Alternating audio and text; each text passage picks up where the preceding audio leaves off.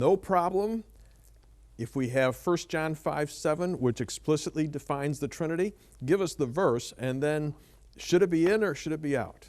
1 John 5:7 that's found in the King James Bible says that there are three witnesses in heaven, the Father, the Word, and the Spirit, and these three are one.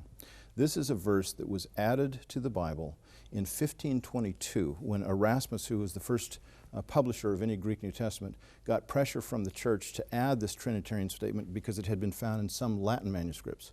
And so there was some scribe by the name of Roy working in 1520 at Oxford, and he writes out this whole Greek New Testament. It somehow gets into Erasmus's hands, and Erasmus never made the promise that he'd put it in if he found such a manuscript, but he basically said the reverse. I didn't put it in because I didn't find any manuscript. So he finds this manuscript. I'm sure somebody brought it to his door, and he writes in that Greek text, and he actually changes the text from what Roy had written, because Roy didn't know Greek very well. He translated the Latin into Greek, and Erasmus had to make the fixes. But it's not found in our ancient manuscripts. It's found in 4 16th century manuscripts and 4 manuscripts in the 12th century or later in the marginal note with a 16th or 17th century hand. That's a passage that I'd have to say, this is not authentic. And the ancient church never even thought about it being authentic.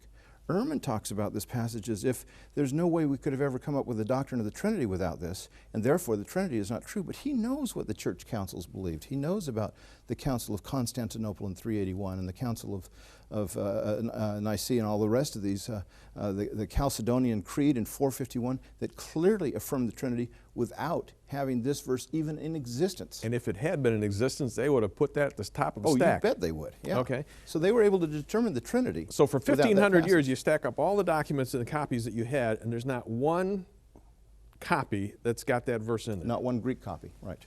Okay. We have it in a few late Latin Vulgate manuscripts. Yeah.